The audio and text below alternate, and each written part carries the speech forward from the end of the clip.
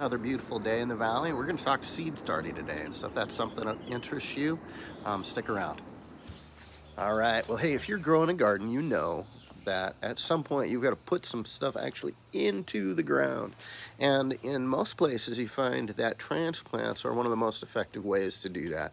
And the reason for that is because you get some extra growing time from having them inside. It also gives you a controlled environment in which to make sure that those seedlings have the best chance of solid survival from the get-go. And so that's why we do seedlings. There are a lot of reasons to start your own seeds. Um, it's cheaper than buying them at the store. It's enjoyable, and it's one of those things where you get to learn a lot. I don't know about you, but I'd love to learn new things. And so as I've gotten to into gardening and growing vegetables and that kind of thing, growing the seedlings is probably one of the things that I enjoy the most. And so we're going to cover some of the basics of that today. The goal here is really that when you're done watching this video, that you would feel as if you had the confidence and know what it is that you need to do to be planting your own seeds lickety-split right away. So I'm going to turn the camera around here in just a moment. We're going to jump right into it. Before I do that, there's just a few things that I want you to understand that you're going to need. You're going to need something to put the seeds into that is like dirt. We'll talk a little bit about that in a moment. You'll need a container of some sort. I love to use 6-cell containers like this, but the truth of the matter is you can use any number of things. These are the bottoms of some of the iced tea bottles that my wife likes to use that I cut in half because I didn't have anything to put it in initially. So you can use this, you use yogurt cups, there's all kinds of things that you can use. All right, the first thing that you need when you're gonna plant for having seedlings is you need seed. So there are some seed that it's recommended that you don't start early, that you only sow it, direct sow is what they call it, only put it in the ground.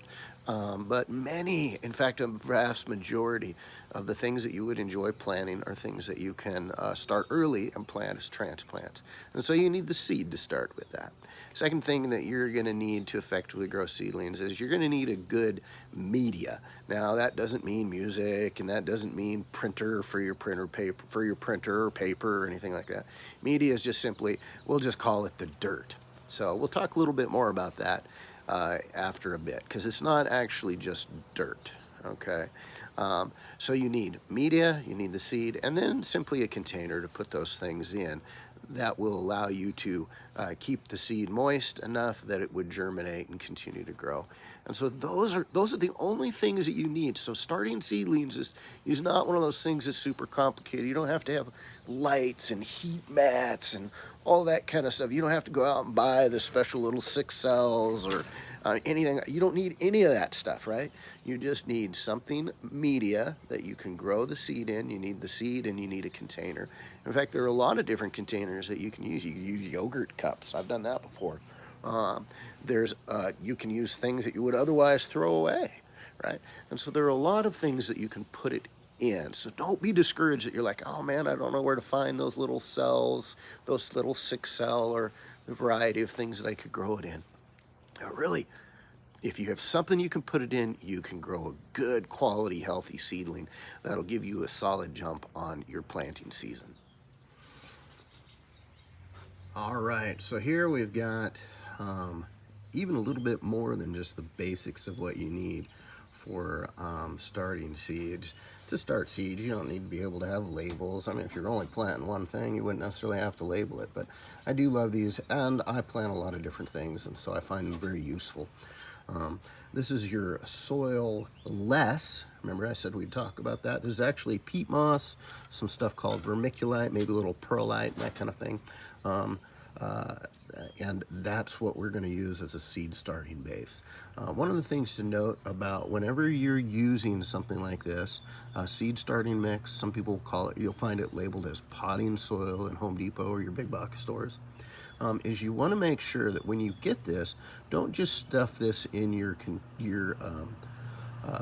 containers and call it good. You want to make sure that you add some water to this. You don't want it totally dry when you go to put it in your seed cells. It causes a variety of different problems. But just trust me, go ahead and throw a little bit of moisture on it. It'll help you with packing, and it'll help your seeds grow quicker. All right, well, as I said, this is the stuff that we're going to be putting in the cells. And as I mentioned, I said, hey, you need some moisture in this. You can see how fine it is and how dry it is. It's got a little, this has a little bit of moisture in it since I've used it before, but I haven't potted anything up in a little bit. And so when you grab it, if you grab it and squeeze it hard like that, see how it kind of holds together? This is just, I want it just a little more moist than this. For my purposes. And so that's one of the things you can look for. You're looking for your stuff to hold moisture. And like I said, I want just a little bit more than that. And so I'm going to add just a little bit of water here to it. So literally that's it.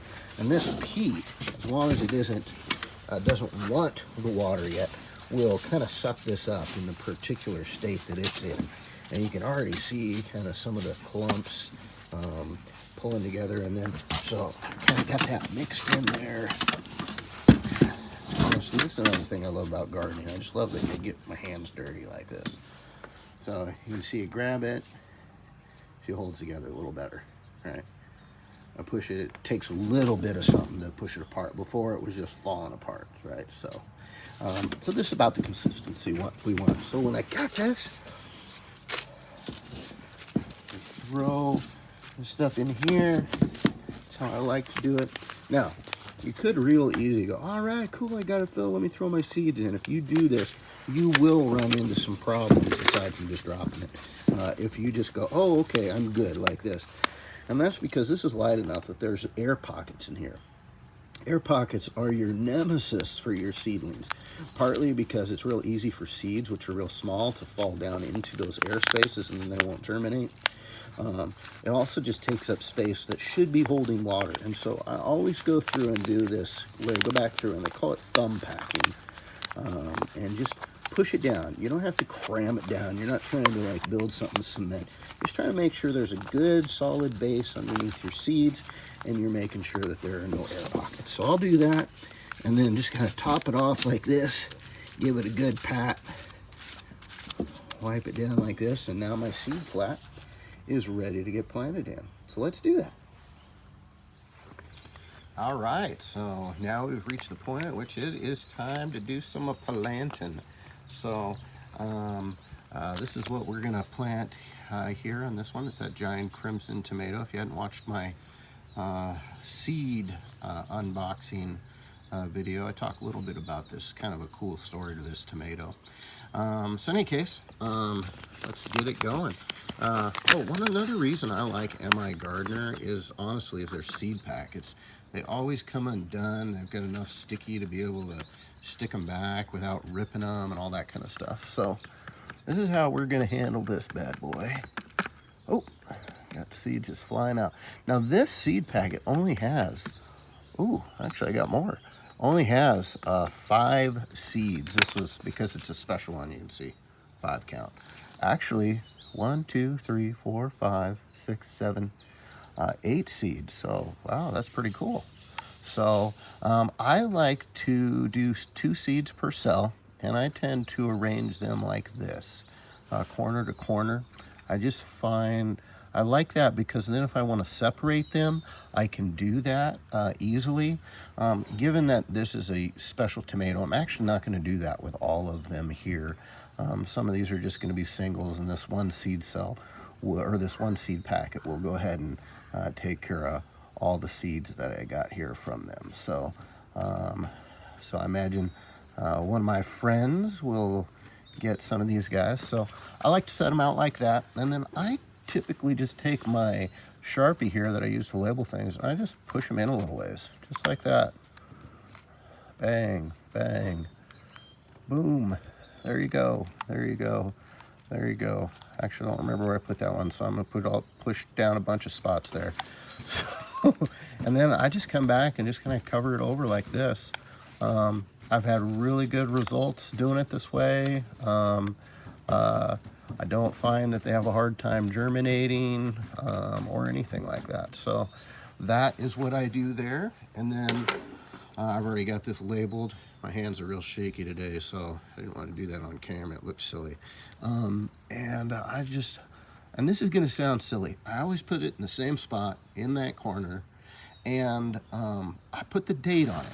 And you may find yourself going, oh, who cares about the date? I actually didn't care about the date for a little while, but what you find, particularly if you're growing multiple seedlings, is you end up going, well, how old is that one? And is it time for it to be outpotted? So trust me, it's just great to put the date on your labels so that you know when you started a particular seed. So that is literally it. Like, that's done. Now I'll take this guy and I will go put him in the water tray that I have, and we'll do what's called bottom watering. We'll talk about that sometime else in the future. But basically, just put this in. Could be a little plate or something that has some water on the bottom, and let it soak up water from the bottom. As I said, we'll talk about that in future videos and the importance of bottom watering. So this is how you plant it. We've got some others that I'm going to get to planting here, and I hope that gives you a good little way to get it started for yourself. And I'd love to see you post up some pictures of the stuff that you have planted yourself. If you have any questions, feel free to message me, leave a comment here, and we'll enjoy growing together.